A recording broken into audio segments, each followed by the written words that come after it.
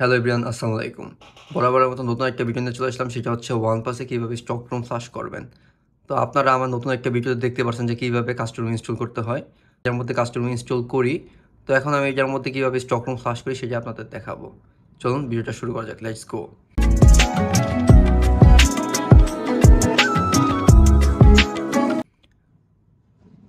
তো প্রথমে আমরা ডিভাইসটা অন করে সেটিংয়ে চলে যাব। তো সেটিংয়ে চলে যেয়ে অ্যাবাউট অপশনে যাব। তো এটা কিন্তু দেখতে পাচ্ছেন এটা একটা কাস্টম রুম, এটা কিন্তু অফিসিয়াল কোনো রুম না। তো আমরা এই ডেভেলপার অপশনটা চালু করে দিব। তো এই ক্ষেত্রে আমাদের কী হবে, বিল্ড নাম্বারে ক্লিক করতে হবে 3-4 বার। এই যে ডেভেলপার অপশন কিন্তু চালু হয়েছে। তো আমি সিস্টেমে চলে যাব, যে ডেভেলপার অপশনে চলে যাব। এই জায়গা থেকে আমি সিম্পলি এই যে ওমি আনলক, এটা তো থাকবে, আনলক পারমিশন থাকতেই হবে, কারণ আপনার বুটলোড আনলক থাকবে। তখন আপনারা কী করবেন, ইউএসবি ডিবাগিং এই জিনিসটা অন করে দিবেন। ওকে, শেষ। আপনার কিন্তু ফোনের কাজটা শেষ। এখন ফোনে তেমন কোনো কাজ নেই। আর খেয়াল রাখবেন, ফোনে মিনিমাম 50% উপরে চার্জ থাকতে হবে। ঠিক আছে, চার্জ যদি কম থাকে তাহলে কিন্তু ফোনটা ব্রিক হওয়ার সম্ভাবনা থাকে। কারণ আপনি ফোনটা ফ্লাশ করলেন, ফ্লাশ করা অবস্থায় কিন্তু ফোনটা বন্ধ হয়ে গেল, তখন কিন্তু আরেকটা সমস্যার সৃষ্টি হয়ে যাবে। তো এই ক্ষেত্রে আপনারা সবসময় চেষ্টা করবেন 50% উপরে চার্জটা রাখার। তো চলুন এখন আমি দেখাই কীভাবে ফ্লাশটা করতে হয়। তো এই ক্ষেত্রে আপনারা কী করবেন, আস্তে করে সিম্পলি ফোনটা অফ করে দিবেন। এই যে ফোনটা অফ করে দিলাম। হ্যাঁ, ফোনটা অফ, তখন ফোনে কোনো কাজ নেই। তখন আমি আমার পিসিতে চলে যাব। আর পিসিতে চলে যেয়ে আমি প্রথমে চলে যাব আমার মাই পিসিতে। কিছু কিছু ফাইল লাগবে, আমি ফাইলটি ডেসক্রিপশনে দিয়ে রাখবো, আপনারা সেখান থেকে ডাউনলোড করে নিতে পারেন। যেমন এই জায়গায় আমি লিখে রাখছি যে OnePlus 9। OnePlus 9 এই জায়গায় আমি গেলে চলে যাব। এই যে এই জায়গায় আছে আপনার স্টেবল রুম, মানে ফাস্টবুট রুম। এই যে OnePlus-এর যে রুমটা, এই যে এই জায়গায় কিন্তু ম্যানুয়ালি সবচেয়ে ভেরি ভেরি ইম্পর্টেন্ট কাজটা হচ্ছে কি, এই যে এমএসএম টুলগুলো। হ্যাঁ, এই সবগুলো ফাইল কিন্তু সুন্দর করে আনজিপ করতে হবে। একটা ফাইল মিসিং হলে কিন্তু ঝামেলা সৃষ্টি হয়ে যাবে। তো আমি যে কী করবো, এই যে এমএসএম টুল, যে এই যে এই এমএসএম টুল 4.0 এটা অন করে দিব। তো আমি ইয়েস দিয়ে নিব। কিছুক্ষণের মধ্যে এমএসএম টুলটা আমার অন হয়ে যাবে। তো আমি আপনাদের দেখাচ্ছি কীভাবে ফ্লাশ করবেন। এই যে আমার এমএসএম টুলটা কিন্তু অন হয়ে গেছে। আমি সব জায়গায় রিমুভ করে দিলাম এই জায়গা থেকে। এই থেকে আমি নেক্সট দিব। এই যে এই জায়গায় কিন্তু সব কিছু স্টার্ট, অ্যামাজন টুল কিন্তু আমার রান হয়ে গেছে, ভেরিফাই দেওয়ার দরকার নেই। আমি জাস্ট সিম্পলি স্টার্টে ক্লিক করবো।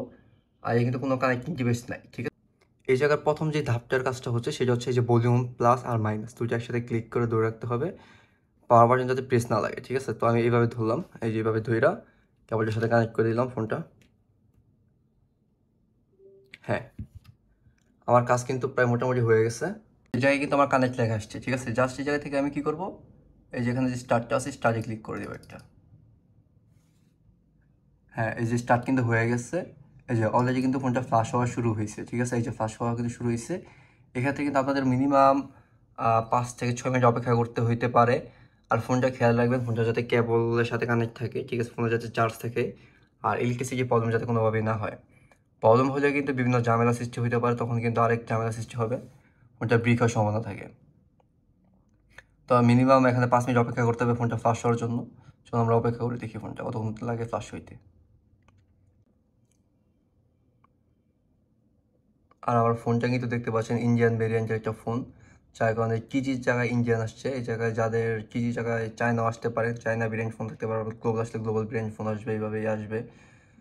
তো OnePlus একটা আসলে কি, মানে কাস্টমার মারা খুবই সহজ, আবার ফাস্টবুট রুম মারাও খুবই সহজ, তেমন একটা ঝামেলা হয় না। কিন্তু Xiaomiর ক্ষেত্রে ঝামেলা হয় না, কিন্তু Xiaomiর ক্ষেত্রে রিকভারিটা আর বুটলোড আনলক করতে গেলে অনেক সমস্যার সৃষ্টি হয়, যেটা খুবই একটা ঝামেলাদায়ক। তো আপনারা যারা চান আমি কাস্টমার আপনাদের ফ্লাশ করে দিই, এটা কিন্তু পেড হবে। তো ফ্লাশ করতে চাইলে আমার সাথে কন্ট্যাক্ট করতে পারেন। প্রথমে আপনার আনলিমিটেড স্টোরেজ পাবেন, আনলিমিটেড ফটোস পাবেন, ম্যাজিক্স ইনস্টল করতে পারবেন, মানে যেরকম মন চায় নিজের মতো কাস্টমাইজ করতে পারবেন। আর লেটেস্ট অ্যান্ড্রয়েড ভার্সন ইউজ করতে পারবেন, লেটেস্ট বিল্ড কোয়ালিটি ইউজ করতে পারবেন। আর আপনাদের ফোনটা থাকবে একদম ফাস্ট, সিকিউরিটিতে আপডেট পাবেন প্রত্যেক মাসে মাসে। তো যাদের ফোনে আপডেট দেওয়া বন্ধ হয়ে গেছে তারা কাস্টমার সুইচ করতে পারেন। এক্ষেত্রে আপনারা আপডেটও পাচ্ছেন, আবার একদম নিউ ফিচারগুলো ইউজ করতে পারছেন। তো আমার ফোনটা কিন্তু প্রায় ফ্লাশ হয়ে গেছে, তো প্রায় কাছাকাছি। মিনিমাম ফ্লাশ হইতে আপনার 5 থেকে 10 মিনিট সময় লাগে, তো অবশ্যই হাতে সময় নিয়ে ফ্লাশ করতে হয়। হ্যাঁ, ফোনটা প্রায় ফ্লাশের দিকে কাছাকাছি চলে গেছে। আপনারা কিন্তু এই জায়গায় ডিসকানেক্ট করবেন না, এই জায়গায় কিন্তু কমপ্লিট লেখা আসবে বা ডাউন লেখা আসবে, তারপর আপনারা ডিসকানেক্ট করবেন।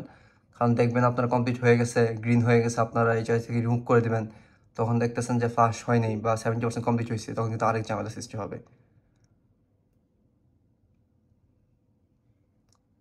হ্যাঁ, এই জায়গায় কিন্তু কমপ্লিট লেখা আসছে, ডাউনলোড কমপ্লিট। একটু সময় লাগবে, ফোনটা অটোমেটিক অন হবে। হ্যাঁ, এই যে দেখতে পাচ্ছেন আমার ফোনটা কিন্তু অটোমেটিক্যালি অন হয়ে গেছে। তো আমি কেবল ডিসকানেক্ট করে নিলাম। আপনাদের কিন্তু আমি দেখে আসছি কীভাবে কাস্টম ইনস্টল করতে হয়, আবার কিন্তু এটাও দেখাই দিয়েছি যে কীভাবে আবার ফাস্টবুট রুমে ব্যাক করবেন। তো আপনারা যারা ফাস্টবুট রুমে ব্যাক করতে চান তারা এইভাবে ব্যাক করতে পারেন। তো আমি ফোনের সর্বোচ্চ চেষ্টা করি ফোনটা একদম নিজের মনে করে তারপর কাজ করার। তারপরে টুকটাক ভুল হয় কাস্টম ইনস্টল করতে গেলে। তো আপনারা এই জিনিসটা একটু লক্ষ্য রাখবেন। তো ফোনের যে কোনো সমস্যা, হার্ড ব্রেক, সফট ব্রেক, তারপর হচ্ছে ফাস্টবুট রুমে স্টক হয়ে যাওয়া, সফটওয়্যার প্রবলেম, যে কোনো সফটওয়্যার প্রবলেম আমার কাছে আসবেন, ইনশাল্লাহ আমি সলিউশন করে দিব। আমি হার্ডওয়্যার প্রবলেম সলিউশন করবো না, শুধু সফটওয়্যার প্রবলেম সলিউশন করতে পারি। তো ইনশাল্লাহ আমি চেষ্টা করবো আপনাদের প্রবলেমটা সলিউশন করে দেওয়ার জন্য, আর রিজনেবল প্রাইসে সলিউশনটা করে দিব। তো অনেকে কাস্টম রুম সম্পর্কে জানেন না, আমার নতুন আরও ভিডিও আছে, সেগুলো দেখে আসতে পারেন কীভাবে কাস্টম ইনস্টল করতে হয়, কাস্টম রুম কী। তো চলুন এখন আমরা ফোনটা অন করে নিই। ফোনটা অন হতে কিন্তু একটু সময় লাগবে, আর ফোনটা কিন্তু একদম অ্যান্ড্রয়েডের ওল্ড ভার্সনটাই থাকবে, যেটা দিয়ে এই ফোনটা লঞ্চ হয়েছিল। এটা মনে হয় অ্যান্ড্রয়েড ভার্সন 11 দিয়ে লঞ্চ হয়েছিল। তো আমি একদম অ্যান্ড্রয়েড 11-এই চলে যাবো এটা। তারপর আমার আপডেট দিয়ে অ্যান্ড্রয়েড ভার্সন 14-এ চলে যেতে হবে।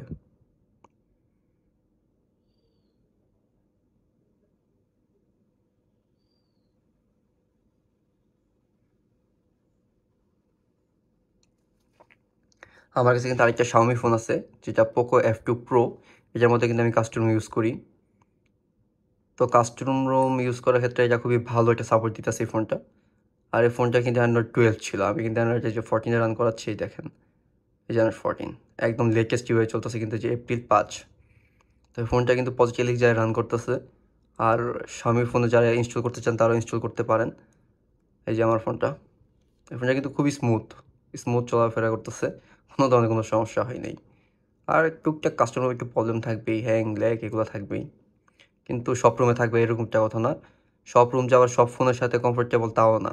আমার কাছে পজিটিভলি চেকটা এই ফোনের সাথে কমফোর্টেবল লাগছে, তাই আমি ইনস্টল করে চালাচ্ছি।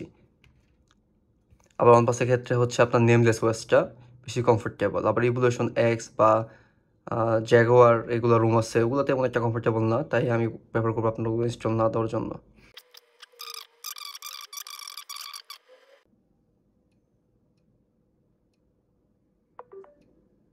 হ্যাঁ, আমার ফোনটা কিন্তু অন হয়ে গেছে, এই দেখেন একদম অরিজিনাল OnePlus UI।